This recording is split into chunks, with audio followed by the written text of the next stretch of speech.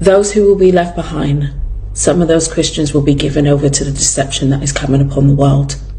The others that are not given over will be marked, sealed, so that they will not be given over. However, just like Israel went through the judgment, for example, when they were taken into captivity for 70 years, and we know the story of Daniel and his friends who were thrown into a lion's den or the fiery furnace because they stood for righteousness, so will those who are left behind, who are not taken over by the deception, but will stand up for the sake of the Lord.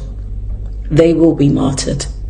But those who will be martyred will not fear, because they know their soul will be saved. I pray that those who are listening to this will get themselves right with God now. God's grace will be given to his servants to meet the emergency.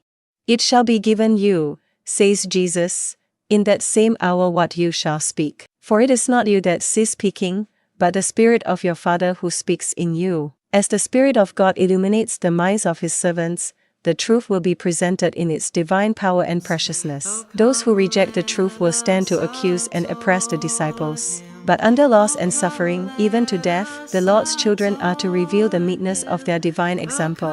It is then all will see the contrast between Satan's agents and the followers of Christ. The Savior will be lifted up before the rulers and people. The disciples were not given courage and determination of the martyrs until this grace was needed. Then the Savior's promise was fulfilled. When Peter and John testified before the Sanhedrin Council, men marveled, and they took knowledge of them, that they had communicated with Jesus. Acts 4 verse 13.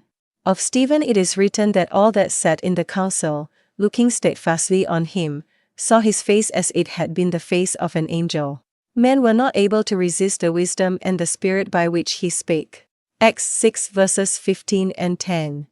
Here's a couple encouraging quotes that really help me. Check out Last Day Events page 164. Satan's Last Deceptions. The saints look on with amazement. Will they also be deceived? Will they worship Satan? Angels of God are around them. A clear, firm, musical voice is heard. Look up. The only focus of praying ones was this: the final and eternal salvation of their souls. This focus was before them constantly, that immortal life was promised to them who endure to the end. The judgment and eternity were in view. Their eyes by faith were on the blazing throne, where white-robed ones will stand. This restrained them from the indulgence of sin. They were ripening fruit for heaven. They were cultivating spiritual minds. God gave them persevering energy to keep striving to copy the pattern and have no spot or wrinkles. So now they are ready to meet their Lord in peace. Their souls have an intense longing to see Jesus. By studying his life, they are transformed into his image. They were being brought into close harmony with Jesus Christ. They would not dishonor God.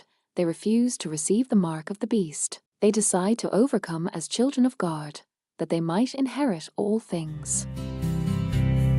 There's a new world somewhere we call the Promised Land, and I'll be there someday, since Jesus holds my hand. He is always here beside me in all things that I do, for I know I'll never find a friend so true.